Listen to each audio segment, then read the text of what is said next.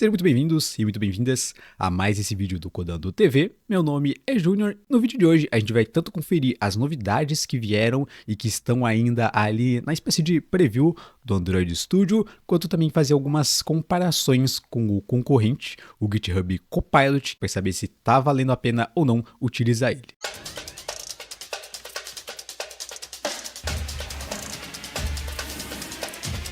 Antes de mais nada, é importante falar que o Gemini no Android Studio tá vindo para poder substituir o Studio Bot, que tem até um vídeo aqui no canal do Rhodes explicando um pouco melhor como funciona. O Gemini então vai ser a IA que vai acabar auxiliando a gente na escrita, documentação, sugestões, refatoração de código. E se você já experimentou até alguma daquelas versões antigas, a que tá no Android Studio oficial hoje, saiba que o que tá vindo nas versões de preview realmente vai mudar bastante coisa. Então eu vou começar pelas que eu acho que são mais relevantes. Primeiro, uma das grandes questões da gente utilizar essas IAs nos nossos projetos é que, por exemplo, nem toda empresa permite fazer isso. E uma coisa legal que o Android Studio está trazendo junto com o Gemini é a possibilidade de você escolher dar acesso a todo o contexto do projeto ou a partes específicas, ou você realmente selecionar quais projetos você quer que o Gemini acesse ou não.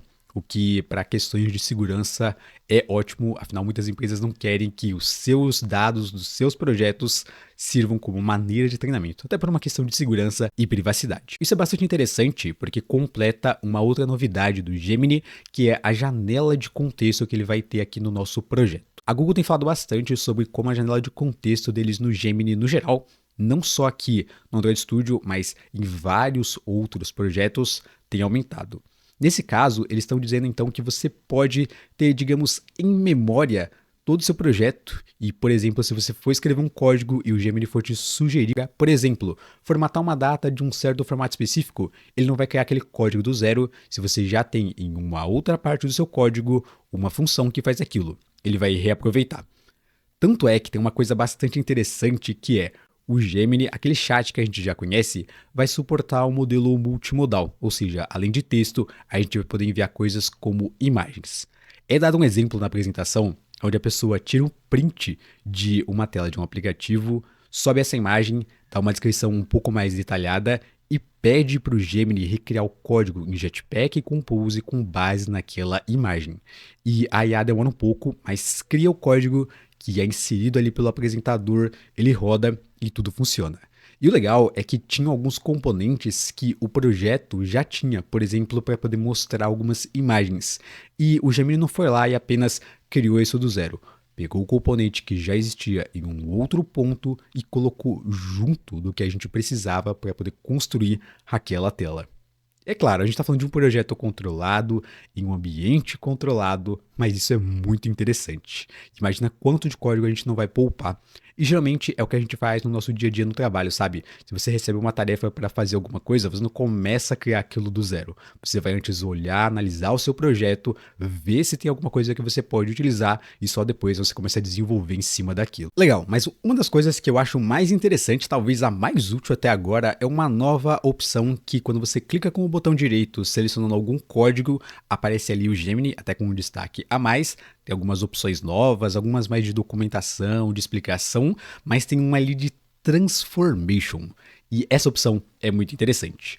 É como se você pegasse um trecho do seu código e pudesse dar algum comando específico. Por exemplo, você pode selecionar uma classe enum que está apenas com as siglas de algumas moedas, é o exemplo que é dado na apresentação, e você pode dar um comando ali para colocar o nome. Então, no nosso caso, se tivesse, por exemplo, ali um R e um cifrão, aquele enum você poderia falar, olha, coloca o nome dessa moeda, e seria colocado, por exemplo, o real. É feito isso para alguns tipos de moeda, e esse recurso é mostrado funcionando em diferentes pontos do código de diversas maneiras. Eu mesmo utilizei bastante isso porque sim, está disponível para o público poder utilizar e eu gostei pra caramba. Por exemplo, eu posso selecionar um trecho de código, dou o comando em português, é claro que em inglês funciona melhor pelos meus testes, mas por exemplo, tem uma maneira mais fácil de fazer isso, ou refatore esse código, ou por exemplo, remova duplicatas, algo nesse estilo. Então é basicamente como se você selecionasse o código e você não precisasse explicar ele vai subentender e seria, por exemplo, como se você desse isso na mão de um desenvolvedor júnior e desse uma tarefa para ele. Para pequenos contextos funciona bem. Você pode, por exemplo, selecionar um método e pedir para ele remover o vazamento de memória, trocar, por exemplo, que você está utilizando Shared Preferences por Data Store e ele vai fazendo essas implementações para você. Para pequenas refatorações, pequenas trocas, eu achei muito útil. É claro, ele não vai funcionar 100% das vezes, eu já vi ele dando uma vacilada em várias coisas, mas a ideia no geral é bastante interessante. Ele pega aquele bloco de código e é capaz de transformar, como o próprio nome sugere. Você vai ter a opção de aceitar ou não isso, e a janela que aparece é bem similar àquela quando a gente vai, por exemplo, resolver um conflito utilizando as ferramentas de UI com versionamento de código. Então você vai ver o antes e o depois, como estava, o que foi alterado, e pode escolher se vai aceitar ou não. Eu ainda acho que isso pode melhorar um pouco, mas é uma maneira bem interessante e que utiliza coisas que as pessoas já estão acostumadas no Android Studio para poder implementar uma função nova. O Gemini, ele tem uma função de autocompletar agora também, similar à do GitHub Copilot, mas na minha opinião não tem comparação. O GitHub Copilot ele entende muito mais o seu código, pelo menos para contextos específicos. Ele te dá uma sugestão muito melhor do que você está pensando. Então, se eu estou escrevendo ali uma função com o GitHub Copilot, ele consegue entender muito melhor o meu estilo, o contexto na onde eu estou. Com o Gemini, eu fiz os testes durante alguns dias e ele até faz alguns autocompletes, ele especula algumas coisas, mas eu senti que ele não é tão rápido e que às vezes ele até se perde um pouco no contexto do que ele está sugerindo. Eu acho que tem um pouco para poder melhorar ainda, mas é claro, o GitHub Copilot já está aí, tem, sei lá, 2, 3 anos. Então eles têm muito mais experiências do que o Gemini, mas o Gemini é da Google, né? Então, se tem alguém que tem dados aí para poder treinar as coisas, são eles. É aguardar para poder ver. Uma última coisa que o Gemini não é capaz de fazer, que você é clicar aí no botão de gostei, se curtiu esse vídeo e se inscrever aqui no canal se ainda não forem inscritos. Mas falando sério agora, uma última coisa que é destacado pela própria documentação do Google é que o Gemini ele tem algumas incertezas para poder funcionar. Então a própria documentação tem alguns exemplos de coisas que você deveria perguntar e coisas que você não deveria perguntar se quiser uma resposta precisa. Então, por exemplo, se você quer adicionar a câmera no seu aplicativo, não pergunta como adicionar o suporte à câmera. Pergunta em como adicionar o suporte à câmera com a lib câmera X.